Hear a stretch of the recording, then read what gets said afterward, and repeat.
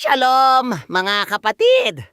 Ako si Rabbi Rich at ngayong araw ay tatalakayin natin ang isang malalim na katotohanan mula sa pamayanang Mesyaniko sa Korinto na direktang tumutukoy sa ating pagkakakilanlan ngayon. Basahin natin ang Purna Korinto chapter 19-20. Sinasabi nito, ang katotohanan ay hindi nyo pag-aari ang inyong sarili sapagkat binili kayo sa isang halaga. Kaya gamitin ninyo ang inyong mga katawan upang luwalhatiin ang Diyos. Sa kaisipang Hebreo, ang konsepto ng pagiging binili ay nakaugnay sa Goel, ang kamag-anak na manunubos.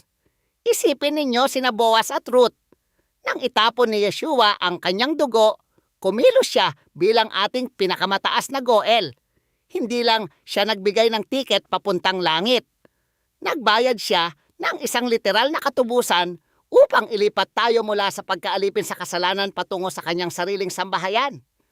Nakikita nyo, maraming tao ngayon ang humihiling ng autonomy. Sinasabi nila, katawan ko ito, desisyon ko ito. Ngunit para sa isang mananampalataya, iyan ay isang teolohikal na imposibilidad. Ipinaaalala sa atin ni Pablo na ang ating mga katawan ay ang Beit Hamikdash, ang banal na templo, para sa Ruach HaKodesh, ang banal na espiritu. Sa sinaunang templo sa Jerusalem, hindi ka basta-basta pwedeng magpasok ng kahit ano. Ito ay itinalaga o kadosh. Kapag gumagawa tayo ng mga bagay na nagpapadumi sa atin, hindi lang tayo gumagawa ng pagkakamali. Nagdadala tayo ng mga karaniwang bagay sa isang banal na espasyo na binili ni Yeshua gamit ang kanyang sariling buhay. Si Adonai ang karapat-dapat na may-ari ng inyong mga mata, inyong mga kamay, at inyong mga iniisip dahil siya ang may hawak ng titulo ng inyong kaluluwa.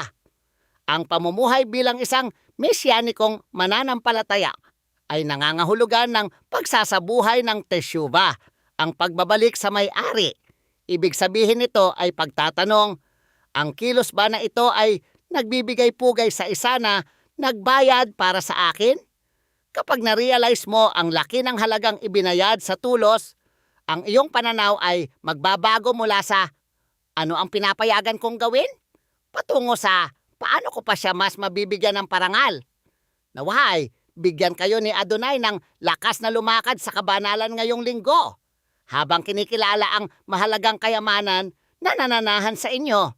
Pagpalain nawa kayo sa inyong paglalakbay tungo sa pagpapakabanal. Samahan niyo ako sa susunod nating pag-aaral ng salita ng Diyos. Shalom Aleichem!